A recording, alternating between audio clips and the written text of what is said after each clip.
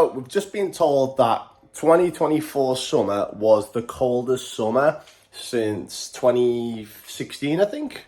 About 9, 10 years, something like that. And it's really reflected on the plant's growth in my garden, to be fair.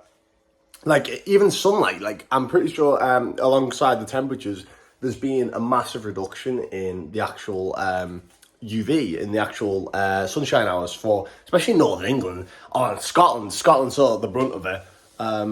So, yeah, an update on the garden, really. Last full day of, summery weather, probably. Yeah, we'll see how it's going.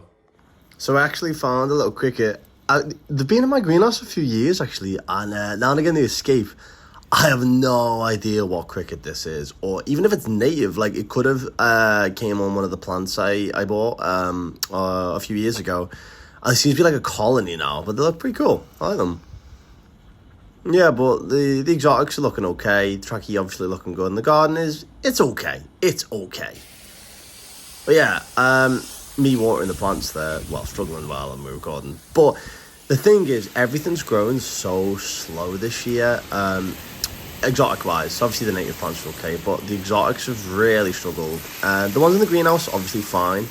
Look at this. Look how gorgeous this is. So I believe this is a Colocasia esculenta, and I got it from B&M for £12.50. Gorgeous plant.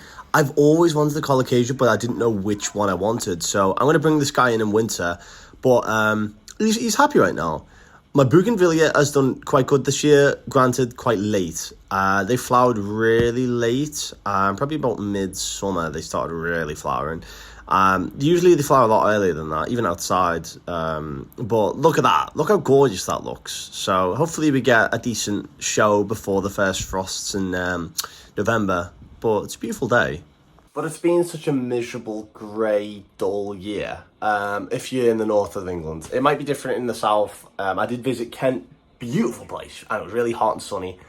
But no, in the north, obviously we've struggled. Overall reduction in growth in pretty much all of my exotics, or they've had their growth later on in the year. And to be fair, like I said, the bougainvillea's done really good. But Washingtonia robustas, they've grown well as well. But the slower ones, like my Phoenix canariensis, not really. I think I've barely had a frond out, some of them. My Cycas revoluta, they flush really late as well. Some of them haven't flushed at all. I know that some of them don't flush, the cycles, like they flush every other year.